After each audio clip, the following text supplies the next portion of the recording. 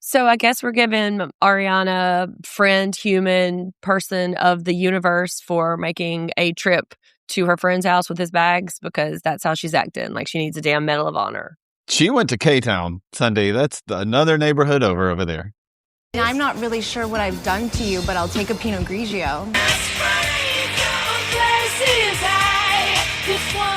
This man spent 2 days in a Hawaiian jail. I think we can drive his bag to him. Yeah, but we'll get to it. Much to unpack. We'll get there. Hello, everyone. This is But I'll Take a Pinot Grigio podcast. We are season 4, episode 14, Sex, Lies, and Stassi's Videotape. And we definitely get into a little bit more of what we perceived was conjecture, but now we have cited sources to confirm. We'll come to that a little bit. I am a Sundi, pop culture professor, self-proclaimed expert on all things pop culture. And I'm heavy on the self-proclaimed, but I'm feeling more and more confident about my expertise in the Vanderpump universe. I am Jeff, and I entered this as the hospitality industry expert and leaning more heavily on what I've learned in the ways of Vanderpump than the actual restaurant. Though we did see a kitchen in like 2 or 3 times tonight. So yes. So a little bit in your area of expertise. I'll take everything I can get. I love it. That's right. Emilie and I have officially wrapped on The Ladies of London. And as a way to prep for our In the City coverage, we are going to take on the entirety of season 10 Summer House. Yeah, we're going to do it in 2 episodes. We're going to jam through it. Yeah, we're going to be like the first half of the season, we're going to talk about it, back half of the season in a different episode. So that way when In the City premieres on May 19th, we will be locked and loaded, ready to get into it. Also, Emilie has a little bit of overlap for that. You know, Emilie lived in the city in New York as a younger person, as a buyer for Ralph Lauren. So she has a little bit of expertise in that way. And of course, Ellie Mae is just here, watching things on TV. So it'll be a fun journey as we go through that. And our Last Chance Kitchen coverage is officially over. So don't be looking for that. But cook challenges remain, and I would like to say a shout out to our new partner, Nutwood Winery, because they have been really, really generous and giving us enough wine for the entire month. And I absolutely did not drink it all in 2 weeks, I promise. Yes, I did. I drank it all. So go back and look at some of our cook challenges. They were really fun. Jeff made a really, really good one, and I can't wait for you guys to see it. So for now, that's the business. Did I leave anything out? JB, who am I getting today? Am I getting Jeff or am I getting JB today? Because this was mostly Jeff. Okay. Just a tiny bit of JB. There was a few moments where he's coming in hot for Scheana. I'll tell you that right now. Yeah, JB's up to here with Scheana right now. Well, I felt like Kevin deserves a little bit of the JB as well too. I think. Yeah. Well, Kevin's more in the you're not important enough. Get out of here. Yeah. Not sit down. There it is. Get out of here. I swear, I mean, we'll get to it, but Kevin got more screen time than freaking Christina Kelly this episode, and that feels wildly unfair. I know. Oh, just a little bit of sort of future telling. Christina Kelly is going to be in the new House of Stassi. That's right. It's premiering later on this summer. And from what the word on the block is, Christina Kelly, Katie Maloney is coming. Like it is going to be a reunion of sorts. So stay tuned. Jeff and I we're talking things over in that way, but yeah, it's definitely in our existence we see. All right, let's get into it.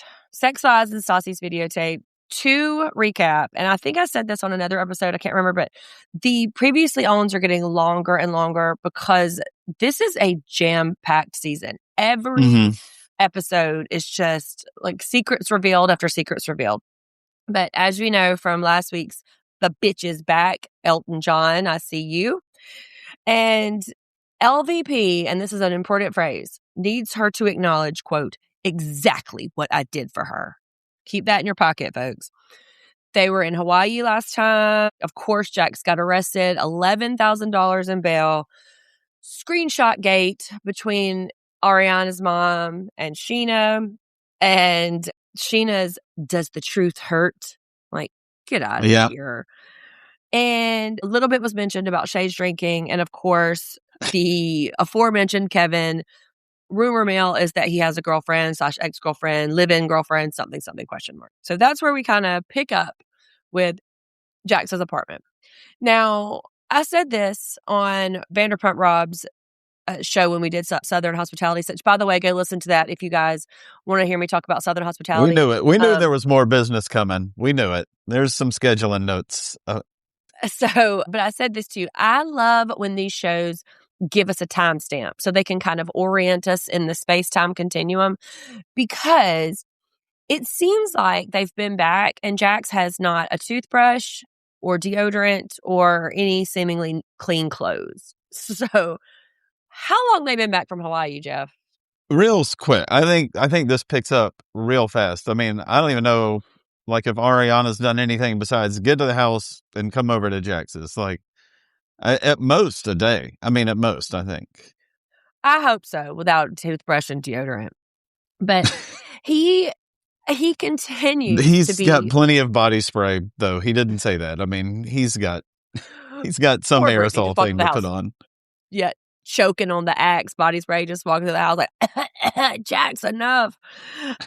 But he continues to be very contrite, and that attitude wears off as the episode goes on. But in this moment, he's like, oh my God, thank God for my friends. Thanks God. And then he names them. Thank God for Schwartz. Thank God for Katie. Thank God for Ariana. Thank God for Tom. You know who he doesn't say thank God for? Brittany. The woman sitting literally in front of him. In fact, he just says, I don't know what you would have done if it wasn't for them. That does. Okay. And I think, too, he is unusually aware of what the cameras are picking up and the story that's already out there, because by the time this aired, it had already made social media that he was arrested, you know? And so he's just like, oh, you know, this is not who I am. And that look on Brittany's face, just sheer disappointment. Sir, get used to that look. Yeah. You will see it many, many more times. Yeah, he is real upset in the confessional. I think he's mainly upset that he's actually upset and showing emotion and like letting it get the best of him. That seems to be, I think, what's probably pissing him off the most. Like something we haven't really seen too much, because he doesn't know, you know, why this would happen to him. And Brittany maintains he's a good man. Yeah, he just makes real bad choices. Okay, so at some point in a person's existence, we have to look at the collective sum of the parts here, and you continue to make really bad choices. Does that collateral choice making contribute to who you are as a person? And Brittany's not there yet. At some point, right? But he's just gonna have to prove himself. And I was like, girl, do not hold your breath. Like, don't wait on it. No, until if he wants to control that impulsivity, you know, he can finally take note of it, take some responsibility and do something different, or just keep picking stuff up. I mean, we know of like 3 things in this episode he stole. I mean, like on this episode, not like reels when we look back, but like just on that last episode, it was like they mentioned it in the ocean. He stole the little guitar from the room. I don't know if that's really stealing, but he said he was stealing it. And then there's the arrest. So like if we know of 3, there's at least 3 more, right? Yeah. And not to mention every person telling a story about something Jax has stole in their presence or from them or for them. So, yeah, you know, but Ariana does finally make the 7.5-hour trip across the country to his Koreatown apartment. And, you know, she's mostly cool about it. Like, you know, she gives him a little bit of shit, but she's not being a real bitch about it, I don't think. Yeah, she's clear about not wanting to be there. For sure. Yeah, I mean, of course. And also, Jax better owe her now. He better never, ever do anything bad to her again. Okay. And then we pop. Yeah, sure. Check. Hold your breath, Ariana. We go back to Sir, and this is like one of many little gossip sessions that are going to happen throughout the rest of the episode in which they are rehashing Jax's behavior. This is where we learn that not only they were $350 sunglasses, which we already knew, but he gave them to Brittany, and Brittany wore them on Instagram. Question. Sundi has a question. Yeah, Sundi. Do you think Brittany knew they were stolen? I don't, because he mentions, like, I didn't just do it because I really care about this girl and wanted to do something special for her, which was a real nice way to drop how sweet you are in the middle of your robbery thing. So I doubt it. Felony. I mean, I think knowing the very little we do about Brittany, I feel like there's part of her that's going to go like, and he didn't even tell me, or I knew they were stolen. I just didn't say anything. I feel like she's letting that cat out of the bag. I don't think she's letting that build up, as of right now, I believe in everything I do and don't hear from Brittany. But then we do get some BOH hot goss, and I love it so much. Like, y'all keep your eyes on the plates and knives around here. The plateaus might be walking off. Yeah. Chef's looking out for him. I also want to point out, do you see who Christina Kelly is talking to up here? Like, the first person she tells the news to, and she wants to go run tell that, is old Lauren from the skirmish of Lala and James. I was like, you're still here, girl? Lauren's still up here and ready to talk shit about Jax? And I was like, there was quite a thing involving you pretty recently. Why haven't they run this girl out of town on a rail? Nah, man, she's ready to go. Lala. She got her blazer. She's ready to go. Yeah. And Diana, steadfast manager Diana, holding it down Diana. Still, but enjoying the shit out of this. I bet she loves when those doofuses go get in trouble. That's a good, oh man, like the suck a dick crew came in. All right, let me get in on them. It's karma for suck a dick Diana. And James calls him a klepto, which is a word I haven't heard in a really long time. I think that might be because the youth. I think maybe that was just a word that I kind of threw around when we were earlier. At least the past. They are all just having a real good yuck up about what an idiot Jax Taylor is. And then Lala is like, nope, any bit of sexual attraction that I had for this man, poof. Bye. Petty crimes? No, not a turn on. Drug-related felonies and hard time? Hot. So yeah, more of Lala, I mean, having street cred or some edge, some toughness, some gangster glorifying part. I don't know, like fresh out of Utah and just ready to use like all her street sense about I don't know if she's just like emulating some Tony Montana figure or like what's going on. Lauren from Utah is cosplaying Scarface over here. Like, she's just like, no. And James, pitching in, oh, well, you don't get caught for it. Sir, your godfather is George Michael. I don't want to hear one word about any kind of anything. Like, shut up. But Pampered at the Disco. That's right. Is talking about how, Jax is, it's his favorite way to learn. It's the hard way. And like, they're just kind of like laughing about it. And I'm thinking, this man's on the hook for a Class C felony, sir. Should we all be kind of like maybe not making jokes? That's put on as shit. Like, it's Tom and Ariana who live together and are together all the time. Like, I mean, that has to be like, hey, what do you guys think of the Jack situation? Because, like, they've had enough of it. I think they're the last two that want to come in talking about Jax Taylor again. They don't want anything to do with it. So I'm going to give them a tiny, tiny break for that. Well, Ariana is still on her campaign for the Nobel Peace Prize for dropping his bag off. And, she's just done this huge thing for humanity. And, okay. But also, do you think Jax has enough, I don't want to say conscience, but something that when he watches this back and he sees everyone laughing at him, do you think that makes him embarrassed, or is he just glad that he is getting that screen time or he's getting that notoriety? Do you think that is a bashing to him? I'm going to go about 90-10. 10 being embarrassed, 90%. Yeah, look at it. I got on screen. I'm up there. This show's all about me. Because, like, every now and then I'm smacked in the face, reminded, like, Jax Taylor is the star of the show I'm watching. Get hit with certain episodes and all the stuff that focuses around him. Part of me that can't accept it all the time. That is a really good perspective, too, just because as much shit as we talk about Jax Taylor, and if you want to see me talk all the shit, go to social media because I come so hot at him on social media. But yes, we are watching a show in which we saw him on the toilet 2 episodes ago. Speaking of more hot gossip about Jax Taylor, to Kristen's apartment, and this is where Katie and Scheana turn up, and this is the new cabal, the West Hollywood cabal that's happening. And Yeah. Kristen just settles right in, like, okay, I've got a billion questions. Give me the tea. And of course, we rehash it again from these 2 perspectives. And, I think that Kristen really just sort of like puts a nice little bow on it in which she proclaims Jax has no impulse control. And that's not new news. I know water is wet, but I think it's a nice little way to label his particular personality. Yes. Kristen, the master of impulse control. And I know we may differ a little on that, but I don't. it is good to hear it from her. I'm back on board. I'm even wearing my Marlboro shirt in honor of Kristen's full-time return because, we know from previous seasons that she smells like coffee and Marlboro Lights. We get a little bit of insight into Kristen's latest happenings. Old Kevin. He's moved in, ?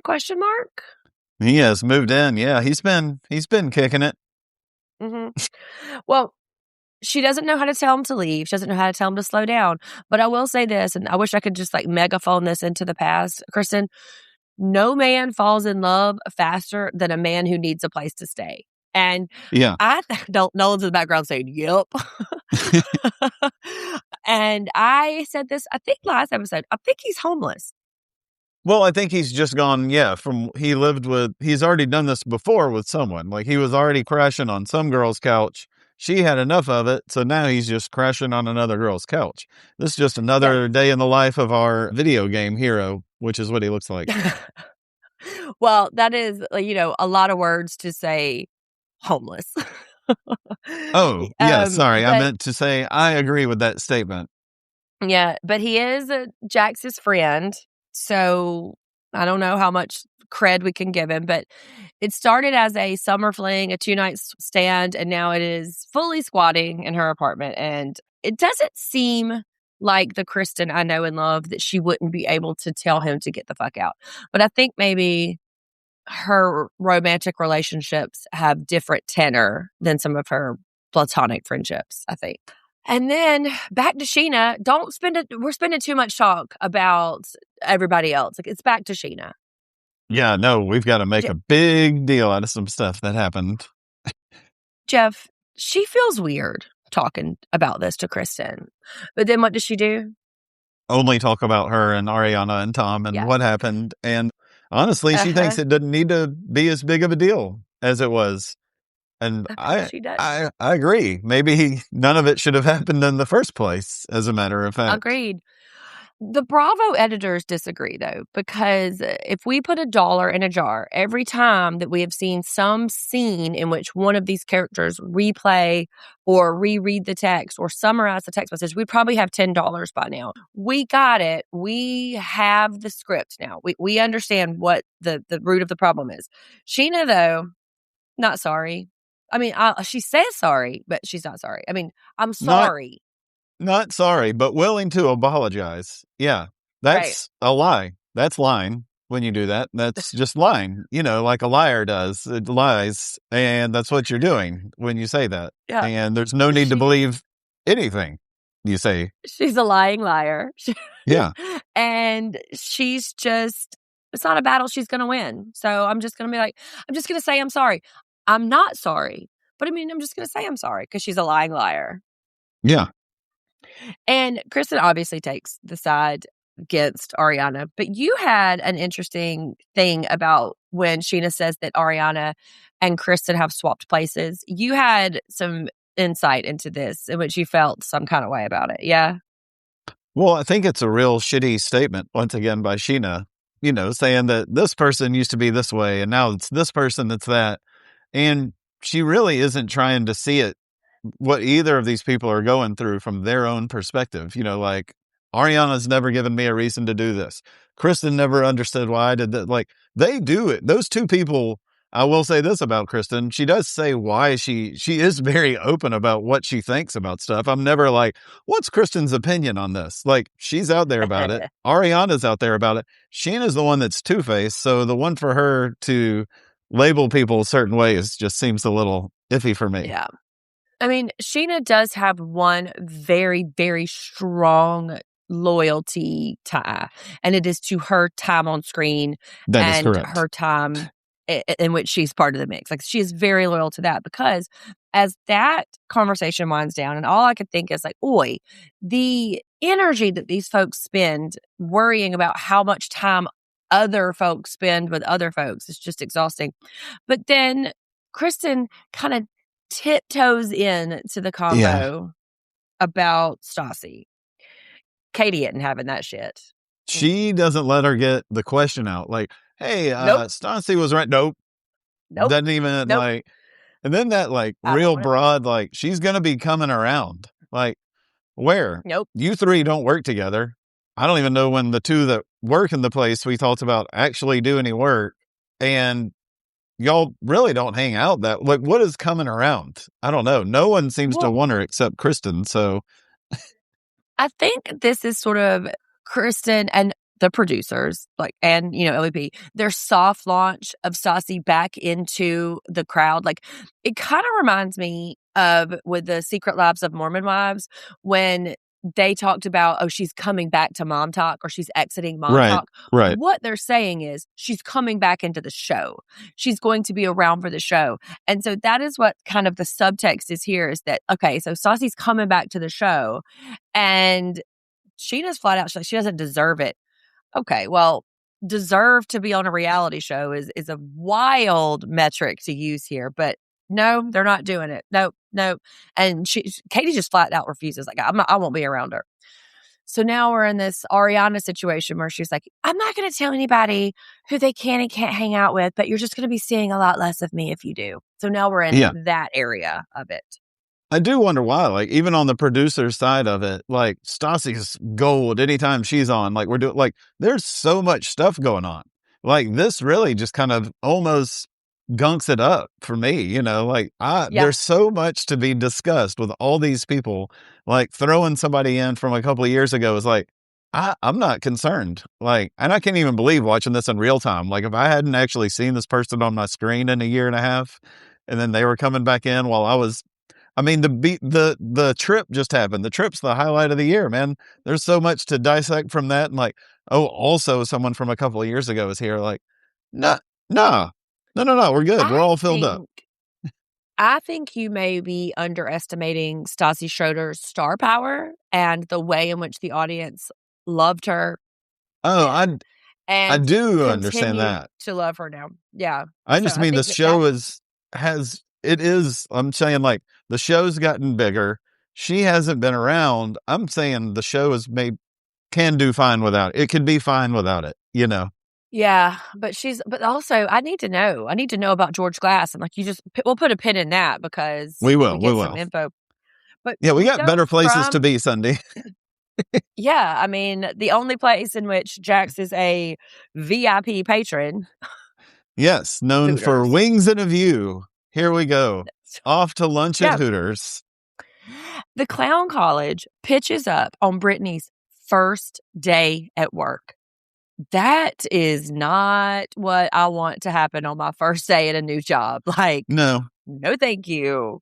But this isn't your boyfriend and his boys. This is your boyfriend, his boys, and a camera crew. So everybody might be pretty cool with it. Talk to me about what you think the negotiations between the Bravo production team and Hooters was.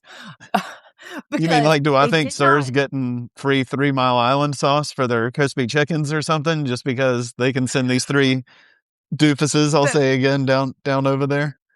They didn't blur the logo. They showed a picture of the menu. You know what I mean? So it's like Hooters obviously had to make some concessions, or Bravo had to have some concessions or something. And I just don't know what the like the narrative crossover. Are we making fun of Hooters, or are we like pimping Hooters? Like it just was a very strange like whiplash. Like, oh, we're in this like swanky West Hollywood people of loud, famous, pretty people, and then we pop over to Hooters where Lenny had just got off his second shift construction job. Like, it's just a strange juxtaposition that Bravo is trying to force on us. But hey, Lenny's also a VIP, by the way. Let's get that. He deserves to be there. But yeah, I think it's either Sir's getting a little something, which I doubt, or a good phrase like one lump sum check from Hooters was. We heard about Brittany working at Hooters before, though. Did she work for Hooters in Kentucky?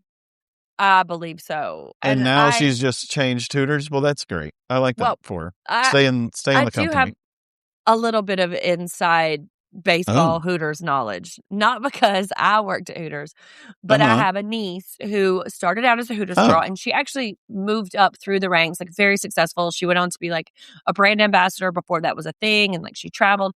And so Hooters is kind of known for being really, really flexible about letting their people transfer. So like they love to send a girl somewhere, or if you're interested in going to another location, like they're very, very supportive in that way.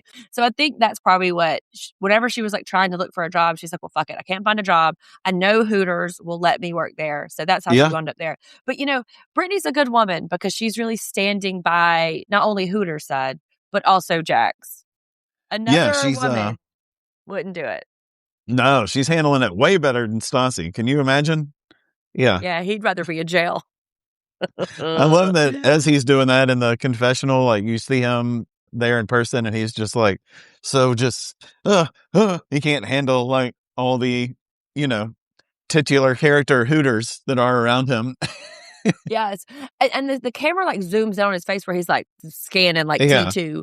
Like, wow, I just don't remember all the hotness it was. I was like, girl, keep it in your pants, miss. Like, you're there. But here's where we learn that he's been summoned to Villa Rosa. Oh, yeah. We get a little Hawaii Sheriff's Office calling in. Saw your stuff. That's just lawyer talk. That's just lawyer talk. Don't worry about it.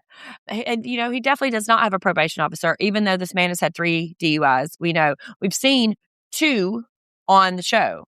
So, we think we saw him incarcerated twice before. I am going to assume it was alcohol related. That is my conjecture.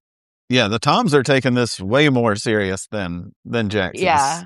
Even Schwartz is like, this really hurts her brand. That looks really bad on her when her bartender's out here with felony convictions and stuff. And he's like, y'all know it was sunglasses, not a car. So this is where, when he was super contrite at the beginning of the episode, this is where he starts to kind of like let that go a little bit, where he's like, y'all, come on. It was just sunglasses in a different state in which you could be extradited to that state to serve jail time in that state. And remember, this is before we had Zoom court. This is before all of that. This is a 5-hour flight to this place that you are about to. And I mean, it's in the middle of the ocean. Yeah. Yeah. Like he's just like, whatever. So but he comes back and he's just like, it's whatever. It's cool. He'd rather be the mayor of Hooterville. Oh, from Tom. Yes, mayor of Hooterville. I'm so ready to get onto this goofball laughing at Kristen's place. Oh my God. This man. And the audacity. That's great, though. Of this mayor man. of Hooterville. The audacity of this man just fully chilling, like laid back on the couch, just tapping on his phone. Like, yeah, okay. Sir, get up and wash a dish. Earn your keep here. Quit watching like monkeys fall out of trees videos or epic construction fails or whatever he's watching, having a good time at. And meanwhile, Kristen's just like looking daggers, get out. Like her eyes are just like shooting daggers. To save the day, Stassi pitches up. Yeah. And yeah. She looks so pretty and her hair is pulled back and she just looks like so fresh. Like she's, highlighting in ways that just she just looked gorgeous. That blue dress, I found her to be just beautiful in this way. She's just effervescent in here. But unfortunately, yes, on the inside, big turmoil.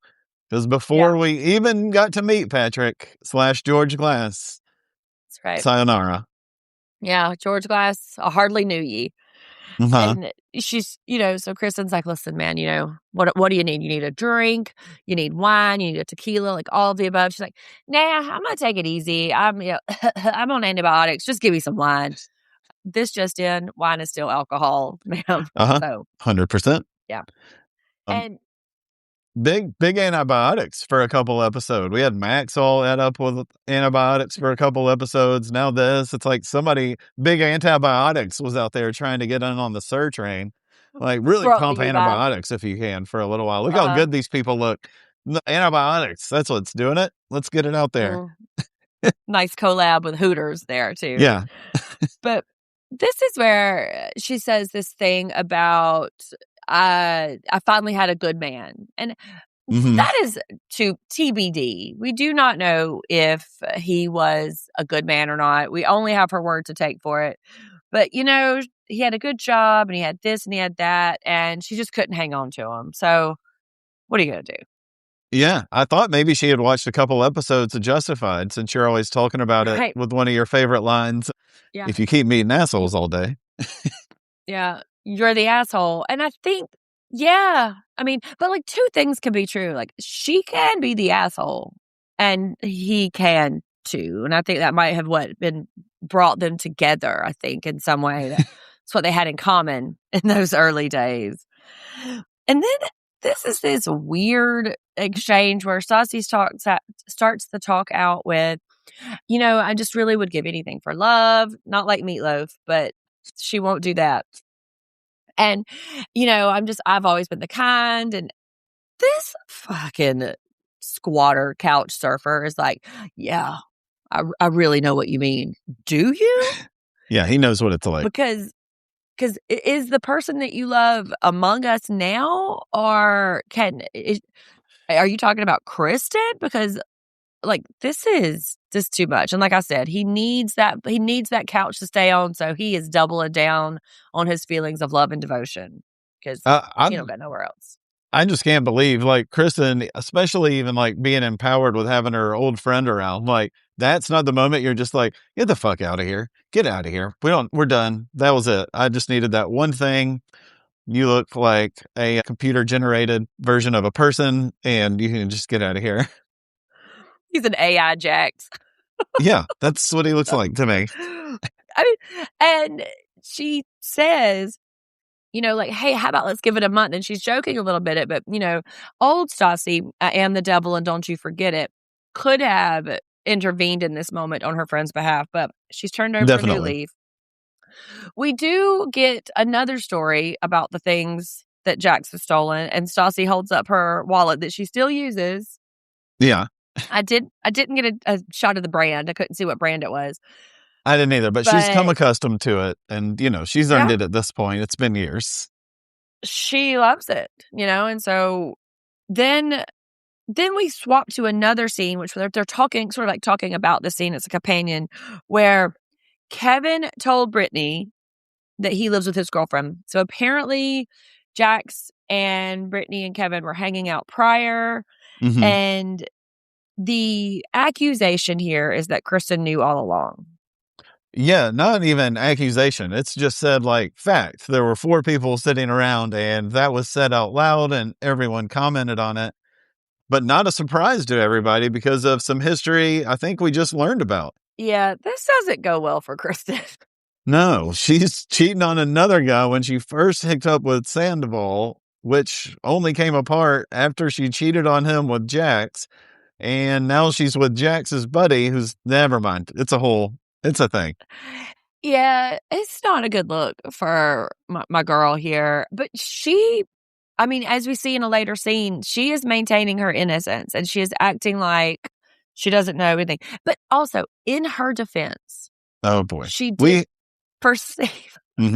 She did perceive that she was going to hit it and quit it, right? Like she did not know that this man was going to be fully moved in.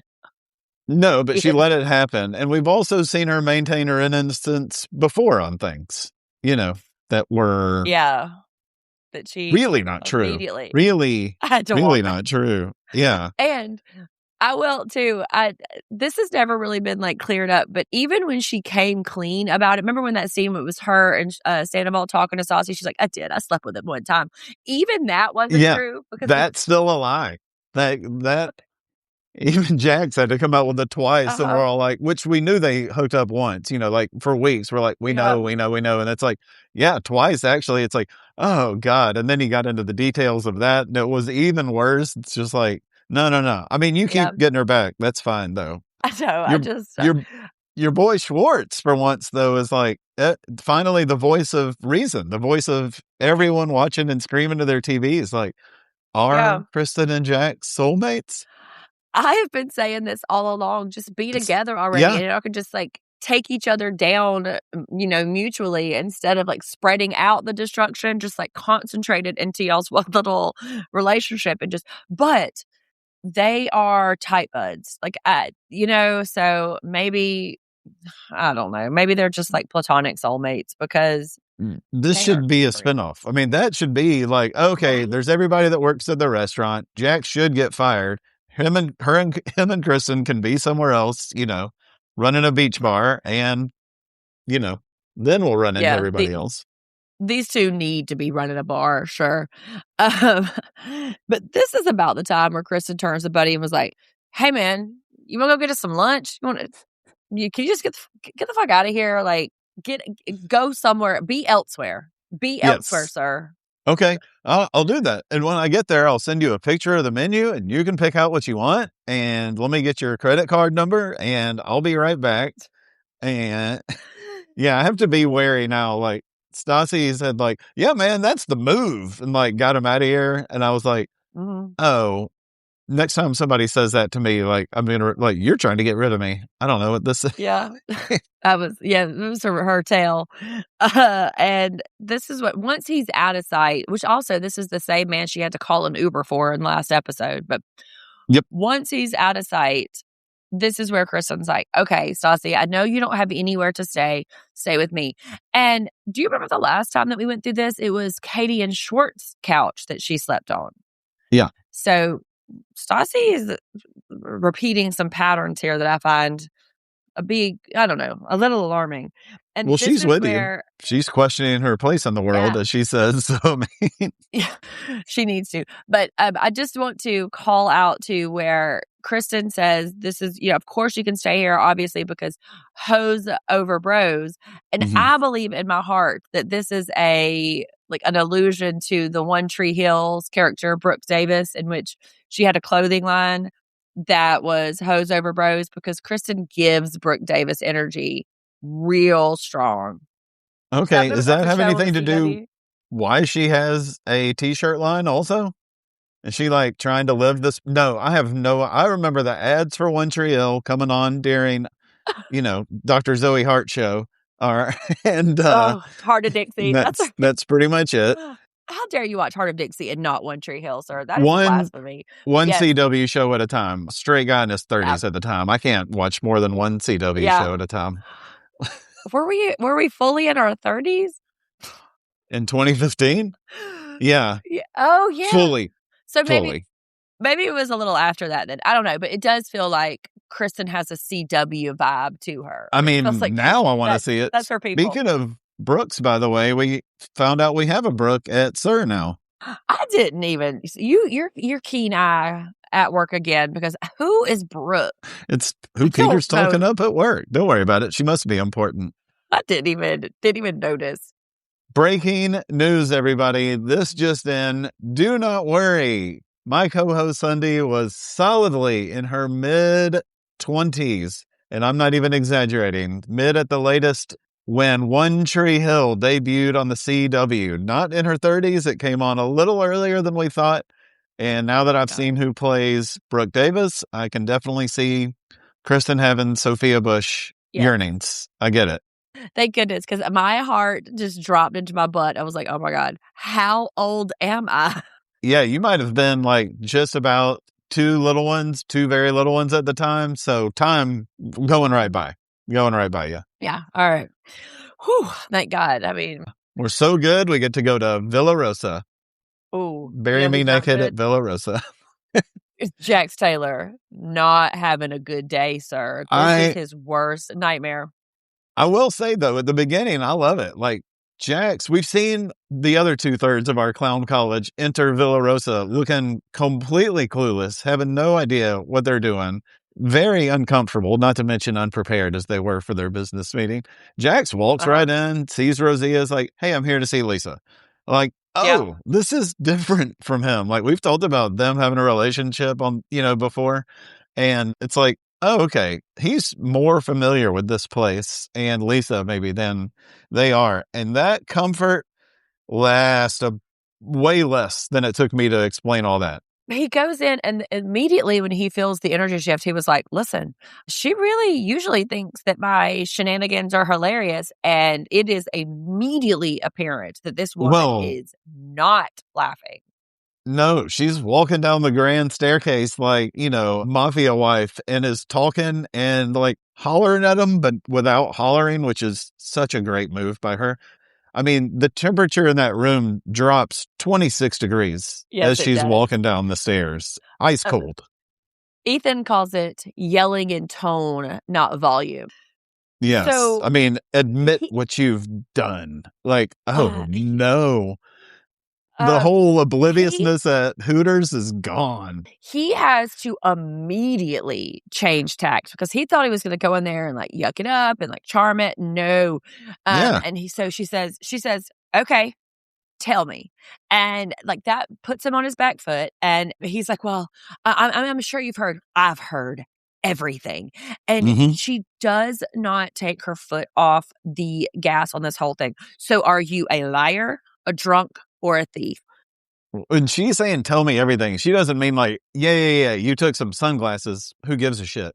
You need to tell me everything about you, your station in life, where you're at, if you should be employed here. If you are, if you can handle cash money, you need to tell me what you and I are doing going forward. Like, not the conversation he was ready to yuck it up. It's going to be a real hard 5 or 10 minutes, but it's me and Lisa. It'll go fine.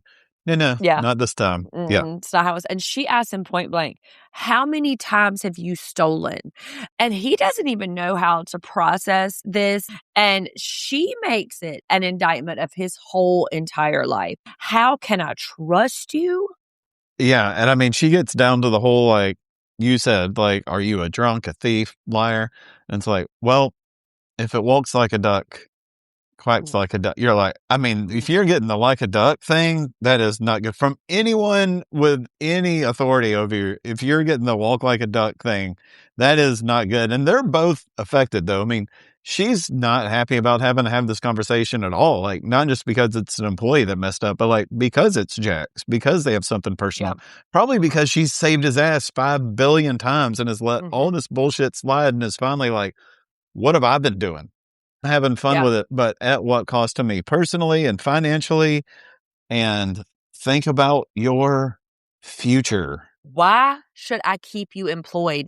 This man did not know he was going to have to fight for his life in this meeting. No. He is so unprepared for this particular exchange. He's contrite again. He gets snapped back into it and prays that she will let him earn her trust back. And I mean, so down to like, I don't have a lot in this town. I mean, it's shaking him. Like, you see him get affected. Then in his confessional, he says, I'm 36 years old. I need to understand that what I do affects other people. It took you 36 years to get to a point where you perceive that what you do has an effect on other people. You are wild. Like, between this and Lala's look me dead in my face and tell me the truth, and he lied like a cheap rug.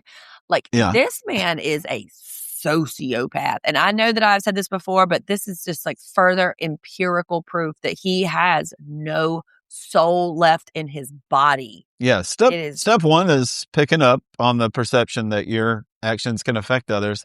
Step 2, acting on it. We'll get to that. Hopefully not another 36 years, but we'll see. We'll see how acting on it comes. Yeah. I'll let you take where we go next. Miles from Koreatown is pampered at the discotheque. So they're finally doing something about this very grim apartment, and they're painting dressed for Coachella. Ariana has this like this like this shawl on that's long. Tom has like a dress shirt jacket on. What are y'all doing? Who are you pretending to paint for? Like, just hire somebody.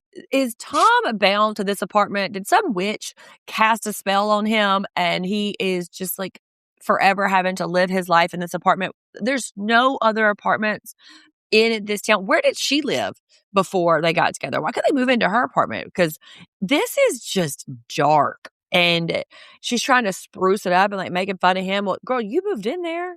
I do like it though. Every girl that moves into a place has to be like, it was like this before, it's broy and band stuff and like ex-girlfriend shit that needs to get out of here. And like, well, she needs to be it's worried kinda about the funny. DNA that's baked That's into that what I carpet mean. and is Yeah, splattered there's on a the lot. walls. Like like maybe do a bleach bath before we want to talk about vertical blinds and a coat of paint. And then, Tom does this like bit about my creation, and Ariana's just laughing like he's the most I knew funniest you'd thing in the love it. world. Oh God, I And knew I it. was like, what does she see when she looks at this man? But she looks at him like he is Gandhi and the man who invented Swiss cheese. Like, who do you see when you look at him? Well, she And better get used Ariana, to him in that apartment because she doesn't want to be around everybody else for a little while. yeah, well, I think that might be kind of like what her shtick is this season. But this is where she sort of like waxes psychological too, where she talking about like wine and cheese. It's their 1 year anniversary. What a ride that 1 year anniversary has been. Jesus. We'll talk about it in a little bit. But her working theory is that Scheana is dumping a lot of resentment on them because of something that she has going on with her and Ariana. That like she's angry that Ariana is spending more time with Tom, whatever. And this tracks. Like if there is a handbook of cool girl things, and it's when you get a boyfriend, you stop hanging out with your friends and you prioritize their likes and what they want to do and spending time with them over everything. And I want to just take a moment to talk to all the women who are listening. Our audience skews a little older probably, so I probably don't need to say, but just to quote Jane Fonda, okay? Your female friendships are the way to go. Those are the important friendships in your life. Yes, your partner is great and wonderful, but I'm going to tell you who's going to pick you up off the floor. Who's going to sit by your bedside if you have breast cancer? Who is going to show up for you in your darkest days?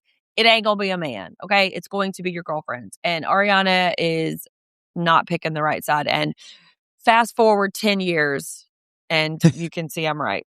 But in this moment, she is blaming Scheana's actions on resentment. I feel like it might be more about Scheana's vanity and her fame whore desperation to be the star of the show. But, sure. Yeah. Everybody has an opinion.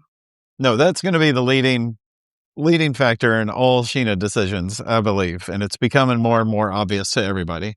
So the next scene I have at the alley, and I was really kind of mixed up. I was like, wait, did we get a Sir Alley? No. Not to the alley. Not to the alley. Right. This is not our alley. This is just the alley. Right. Very different. The alley.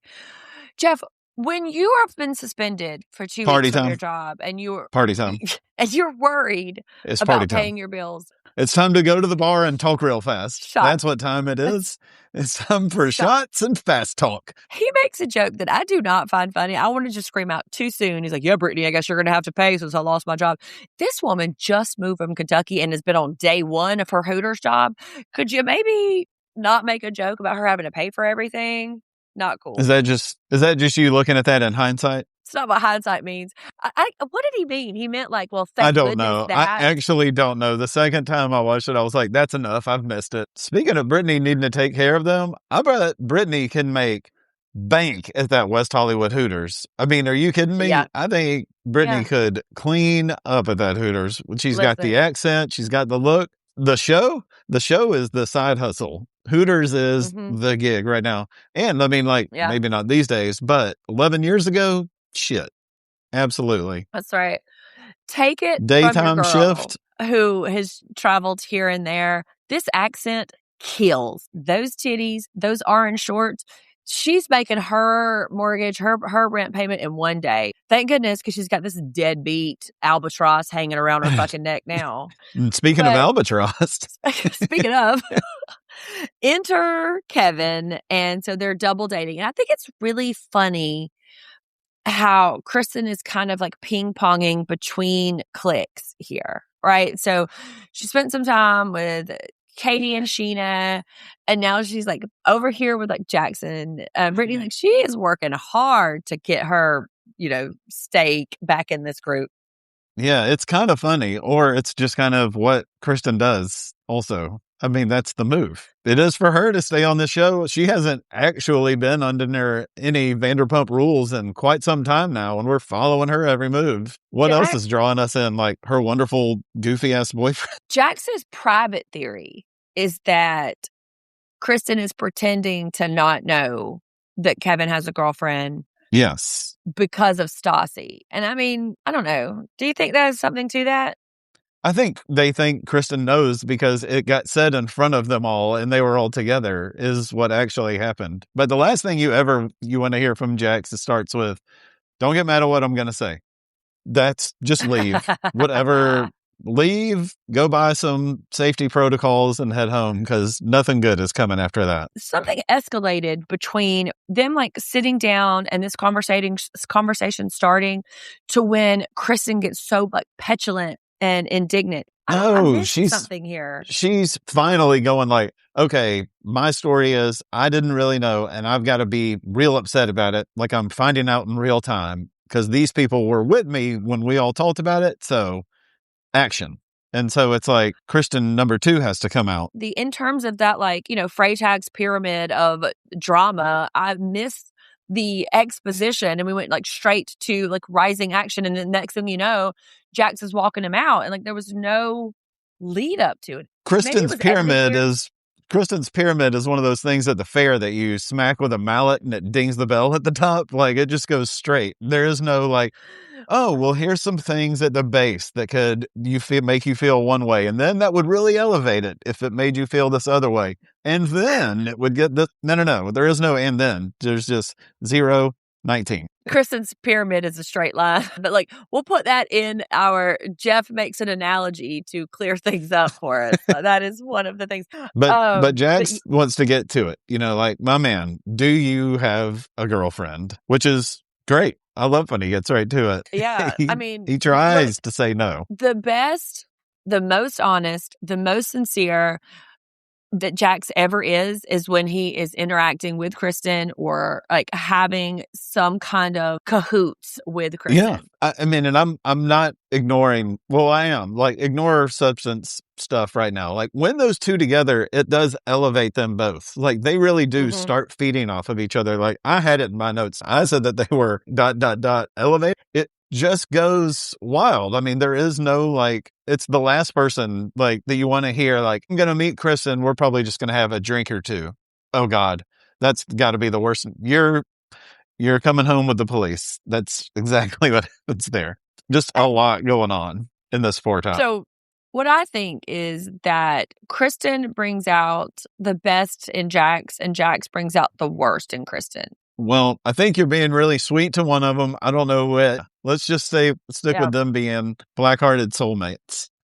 But Jeff, she's 5'9" and beautiful. Like, how is this her life? I heard. And like, yeah. Like I have quoted my mother before and many, many times, your picker is broken, girl. The next morning, and I'm using morning very loosely because Stassi comes in, it's 11 a.m., shaking this girl awake. Like, girl, get up. So Stassi is in her slutty little glasses. She's been seeing apartments. I don't want to rehash where Stassi gets her money. Well, so they had to give her, did you see what was on her little Chiron card? What? It says Stassi, former server. Like if you were just watching this episode, you're like, wait, that girl used to work at the restaurant that they just briefly were at earlier. And that's, former server. That's her job. Wah, right now. wah. Yep. I wish I could use my sound effects.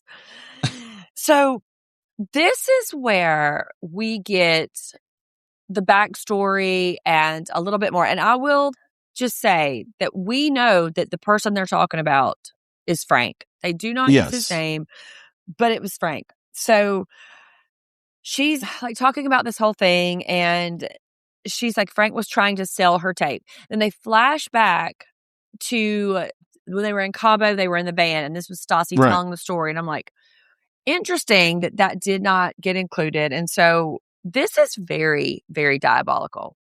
Also interesting, who she's talking to in there, Katie Maloney. This isn't a vulgar thing to have happen on your trip. Nothing. Oh, and you got naked on this trip. And also on this trip, never mind. We'll get Katie and Lala. Right. That's just a different thing. She wouldn't Sure. be different. Well, Katie's an engaged lady now. She's real classy, right? Yeah, she's a fiance. Uh-huh. But this is insidious. So they were on a FaceTime call. Yeah. And he recorded the FaceTime call and then used that particular tape. And then even when, I forget who asked her, so did you show your face? And she was like, yes, he requested that I show my face. That is evil in a way that this man, like, oh, gross. That is bad. That's really bad. Because that presupposes some kind of like premeditation or like a Oh, absolutely. No, there's a playbook. I mean, that sounds like, following steps right there. And I mean, not only is it horrible, we talked about it last time. I mean, this is just a horrendous thing to happen, but she's also real concerned about how the transaction happened. Like Lisa just pays him $900 cash. Like, who knows if there's copies, who owns what, where's it going to pop up? Like, so I get her. I mean, like, that's some wake up in the middle of the night in a cold sweat shit. Well, I have a feeling that we are not getting the nitty gritty of it all. I bet you $1 million that Lisa, there was an NDA involved, but that's breaking the fourth wall in this moment, right? And like, what struck me about this conversation is that like Stassi is not more grateful that she handled it than she is pissed about how she handled it. Like, okay, great, the details aren't really sorted out, but like she handled it for you. Like she took care of this for you. Like that's the headline there. Maybe don't, be shitty about the way that it's sorted out. Maybe just be happy that it is sorted out generally. But she's got to kiss the ring now. And I'm like, yeah, girl, you do. I said, yeah, you do. And you know what? We should all be so lucky to get to kiss that ring. So enjoy your time there.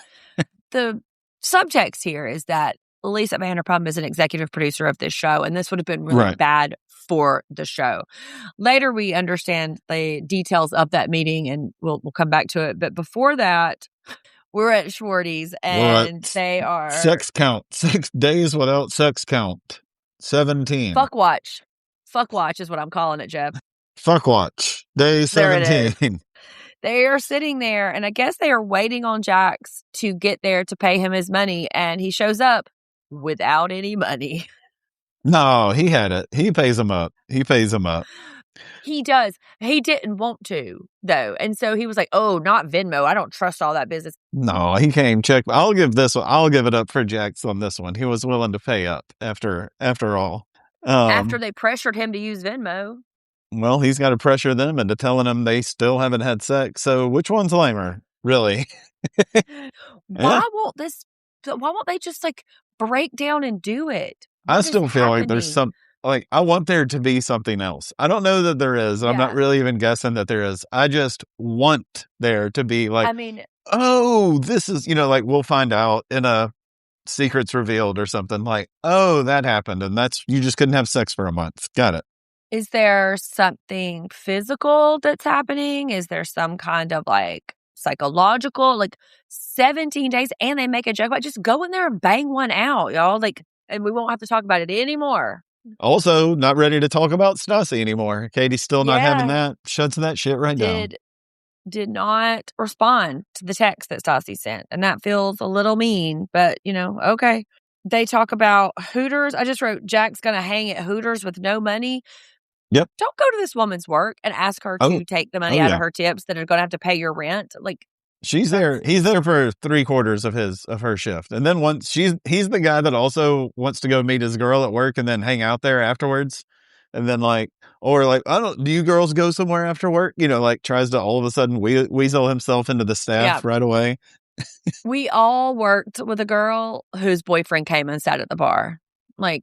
That's a very specific dynamic. Going to sit at the bar every now and then's a fine thing. If you got money and you're ready to pay, and I mean, there's other things also.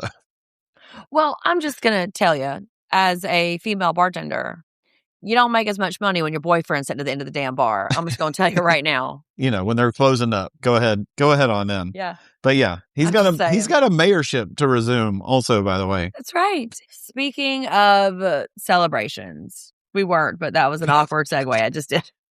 I was like, all right. Were we? I don't know. So they're at Ocean Prima. I jotted, it was quick. I jotted Prime. Yeah. It's a chain. This is their anniversary dinner. And I just wrote, it's going to go bad. I don't know why I thought that. I don't know. I don't know why. No, this scene was, it made me nervous. The whole, when I saw what we were going to see, I was like, and it's just the two of them. I was like, I don't know. And Scheana ordering one each of the cocktails. This is such whiplash. What does she want from this man? She even sort of acknowledges it, but right, which only adds to the whiplash. They start off we've had ups and downs. Like, oh yeah, you've been all around. She acknowledges it's contradictory. Then I'll just have one of everything. That sounds good.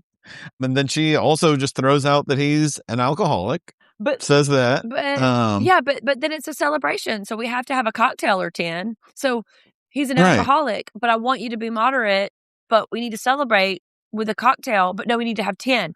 That is, this shit is so doomed. This shit is so doomed, Jeff. Does that mean to you? And also the only two choices of somebody that drinks are completely shit-faced or an absolute bore. What 14-year-old that's jealous he can't go on spring break is writing this? This is the stupidest shit.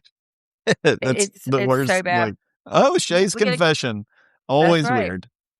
Just like seeing Lisa in the alley when you see Shay dressed up by himself. He's so uncomfortable. And, he mumbles a toast to her at the table, like, blah, blah, blah, like, happy, blah, blah, blah. And then when he goes to the confessional, he's like, yeah, it's really awkward that she's counting my drinks. And then she says, you're not an alcoholic. If you're an alcoholic, you're hiding bottles or you're having shots at 6 a.m. And my question is, how do you know he's not? And that's a very good question. And maybe it's not the alcohol bottles that he's hiding and that he's sneaking at 6 a.m. God, this is aging so poorly. This is aging so poorly. I don't think it was great back then, to be honest with you. And also, I don't know how much she really cares. I think if you asked her 2 minutes later, she's like, what drinking pot? What are you talking about? When am I getting on? Where are the cameras? Who's getting me? I mean, that's all. I mean, she's willing to cannibalize their entire marriage and his entire mental health to be a storyline. And it scares me when they go to confession because he's in a suit all dressed up and I'm not used to seeing it. I think it's going to be like a in memoriam, when they show somebody dressed I thought they were going to play sad music with it or something. You're used to his flat billed hat, flipped up. Yeah. Something bright also. Yeah. Going from that to this freaking. Okay. Yeah. I don't know. Yeah. I don't even have anything to say about it. I thought she broke up with him. I thought the last that we saw them, she said, hey, I don't want this. Well, it's always, we're friends. We can be friends. We're going to be friends. And that's what comes in again. Once again, we are friends. No sleeping together. But they get to make out. And this is just so disgusting. I don't know. I don't even want to talk about it anymore because there's so many mixed messages. He is a full on rapey troll. I don't care. And I don't understand why. And I am actively scared for Lala in her. I know that she's super street. I know Lauren from Utah is super street, but it makes me scared for them to spend time alone together. And I just find it to be just dangerous behavior, risk-taking behavior. Yeah. And James, I believe, not worse than any of that stuff you're talking about at all, but also he's just a simple person. He's very simple, I think. And you're just not going to get more story. You're not going to go, the relationship isn't going to like evolve into something else. Like he's just going to be that one carrot right in front of him. And that's it, I think. Well, I mean, to that end, Lala as well. I just need attention. I just want attention. Yeah, I'm never going to take up for James. If James has no haters, I'm dead.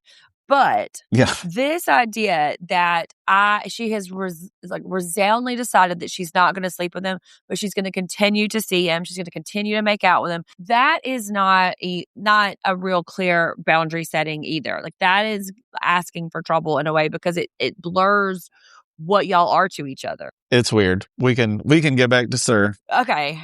So you want to talk about this LVP and Stassi? This made me so uncomfortable. Before was- a little Sir business, they're talking about Okay. Diana and Lisa talking tips. Well, Scheana and Katie do really well. Like how? When? Why? How are they making any tips? They've been on vacation for 10 days. They came back and went to Third Eye Blind. They've been hanging around the apartment and going to Ocean Prime. What tips? Oh. What tips are they making right here? You mean because that's where Jeff- like their residuals are going? Because it's not in tips on a daily basis. Jeff with the real worker alert. But they have a tip book. I don't want to put my tips in a book. It's Mind so your own business. garbage. Whatever this fake talk was, is one of the most. Yeah. I mean, we see garbage talk all the time. I know. I mean, every Don't now and count then. my That's money, the one for motherfuckers. this episode. Okay, are you ready? Yeah, This yeah. was tough. It made me wildly uncomfortable because it seemed like her feelings were real and Stassi was just trying to like fake her way through it to get to the end. Right. And it was just like, it's such a mismatch of authenticity and it just made me feel so uncomfortable. But before we get too far into it, I do want to know, we talked about Lisa in her role as executive producer earlier. So like when this is going to happen, do you think the crew is just like, yeah, we'll get some shots of you in this room on a Saturday right before service and we're just going to have 2 cameras filming you? I mean, where is, and we have another crew set up that's following someone to come in. Like, I do not perceive that she surprised Lisa Vanderpump. I do believe that they probably have 2 sets of producers. I believe that Stassi has a set of producers who are like gassing her up and telling her one thing. And then Lisa has a different set of producers who are like telling her like the scenario or whatever. Because probably what happened, like Stassi's producers are calling her. I was like, listen, Lisa's at work right now and it's a filming day and we're there. She's looking through giant binders. We got to film. Yeah. And they probably told Lisa, hey, it's a filming day. I need you to be somewhere and do something because like something's going to happen. So like, there's a lot of moving parts, but also too, she's in a room. There's not one table in that room. Like there's nobody else sitting in that room. No, she looks like she's just flipping through wallpaper samples or something. I think too, and I will say this, I think Lisa is the most mad about Stassi calling her an old woman. She mentioned it many times. I mean, we can get in now. I did want to get your read on some of that. But she gets in there and Lisa has no interest in what she has to say. The old lady thing and the staff a bunch of drug addicts. But the old lady thing definitely bothered her way more. Absolutely. Yeah. But also too, the staff is a bunch of drug addicts. Like not to be too forthcoming, but like that's not her business to air it out. Addicts. That's Lisa's like one of those drug addicts. Lisa's like the wife of the mobster who let his girlfriend come around. It's like, I know you have a girlfriend out there. She's just not supposed to enter my life at all. How are you letting this happen? Like that's the likely scenario. What really got me was Stassi was like, why should I be so grateful? She gave me a job. And I'm like, how about that $900 sex tape that she kept from hitting the freaking internet? Maybe that's why you should be grateful, because don't think I hadn't looked. I have not been able to find that freaking particular tape, not because I'm a creep, but just to see how much Lisa had to do for it. Like she kept it from getting posted. Stassi's right. She carried chicken tenders and did the bullshit for Lisa. That wasn't her job. Her job was being on the show. She's not talking like, we're not here about your ability as a server. Like, what has Right. Lisa ever done for me? The only reason more than 6 people in the world gives a huge shit about you is because this woman put you on a major show. So the reason you are able to go to New York and come back here and meet certain people and get invited to all those places, that's the woman you called an old lady. So if you want to know what you owe her, and given right now in 2026, you are very much in our eyeballs because of that woman, and you haven't had to carry one crispy chicken since then. So we good. We good? I think we're good, and you need to kiss that ring. She looks 6 years old, by the way, when she's in this. Do you believe that Lisa actually met with the sleazy guy in question and gave him the money? I do. I want to see. You do? Up here? Yes. Yes, absolutely. I don't know if I do. I think she had a big hat. Yeah. I think she had an overcoat up. I think it was in a parking garage. I think she talked like this, she was a little covered up. I think she Ken was Carmen was there. Sandiego. She was Carmen Sandiego. Ken was Sexy Beast, and they went and that was a big night for them. Stassi pulls out a stack of hundreds, and Lisa looked like she slapped her in the face. She was like, I don't want your money. How dare you? Put your money away. That is disgusting. I'm insulted. And so that's when Stassi stands up, and we get one of the most famous lines of all of Vanderpump history. And Stassi's like, something she's done so many times. Like we said, that's such a horseshit thing to do, is just get up and leave. So finally, she tries it with Lisa.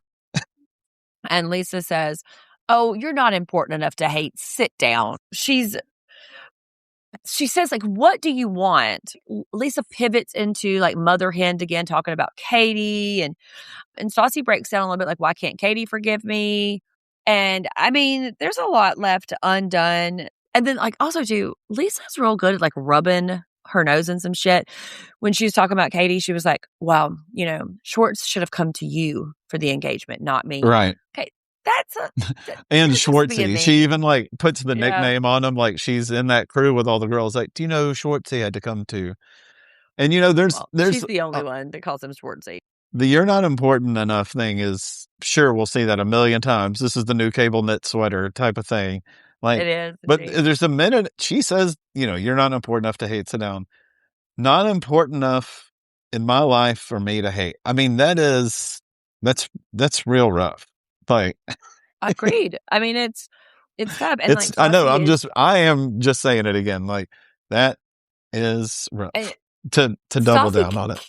Came in there trying to be contrite, right? And like Lisa wasn't given one goddamn inch. So we'll see. TBD. If the scenes from next are any indication, there is going to be some confrontation here. Like, so there's the launch of Pucker and Pout.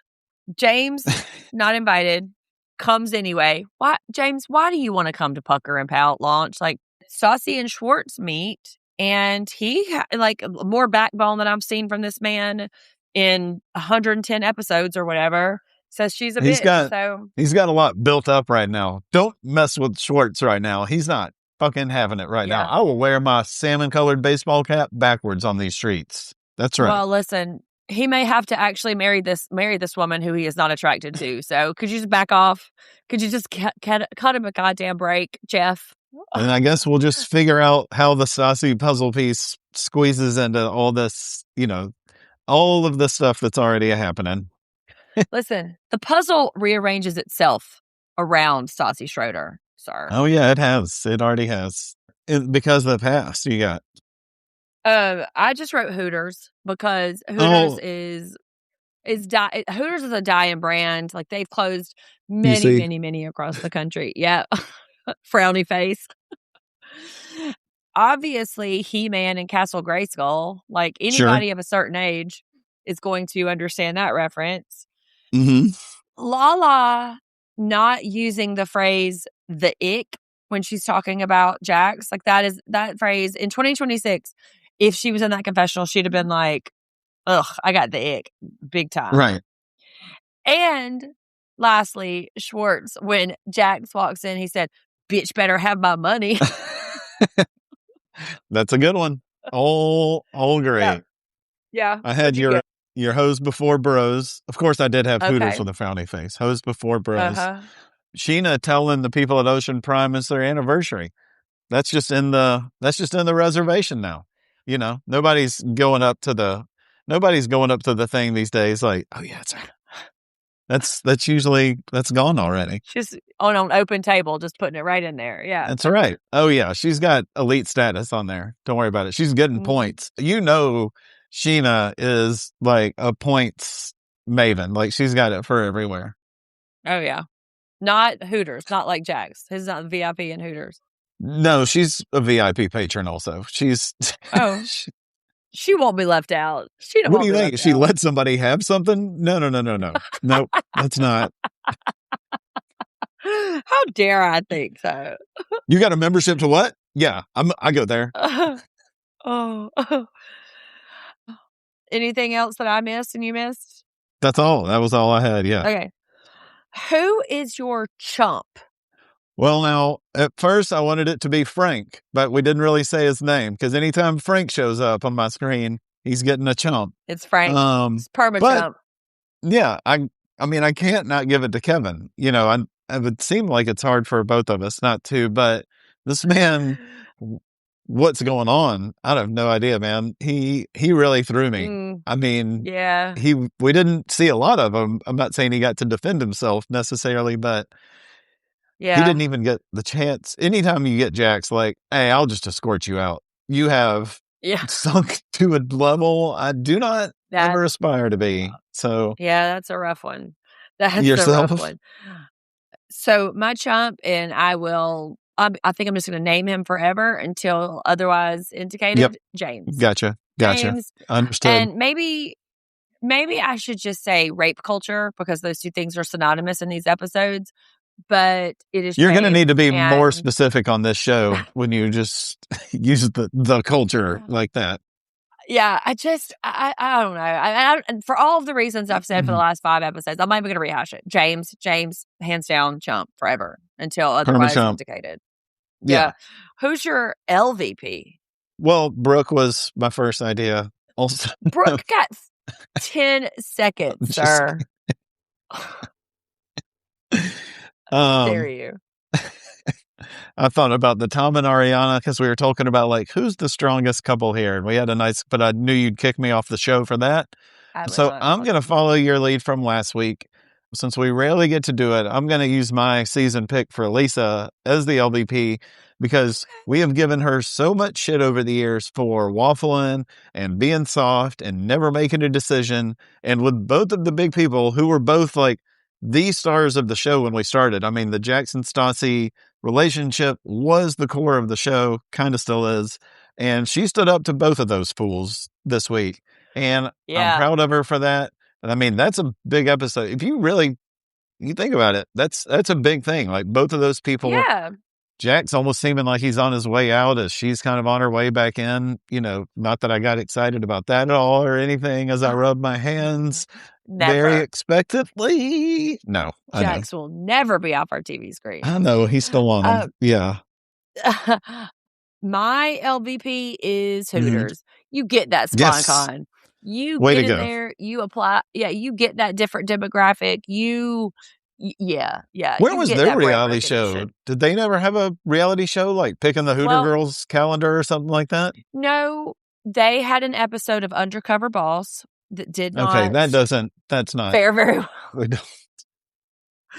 And the brand did not come off great. So they were probably like, ooh, I'm gunshot now. Reality TV is not for me.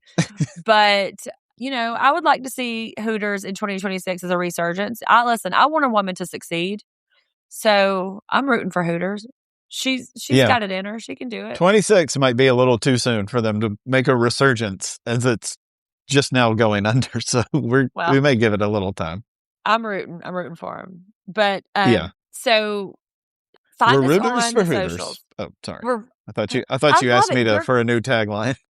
Your turn of phrase. What were we talking about? It was Top Chef, where my phrase was "duck is yuck," and you were like, "No, Sundi, quack is whack.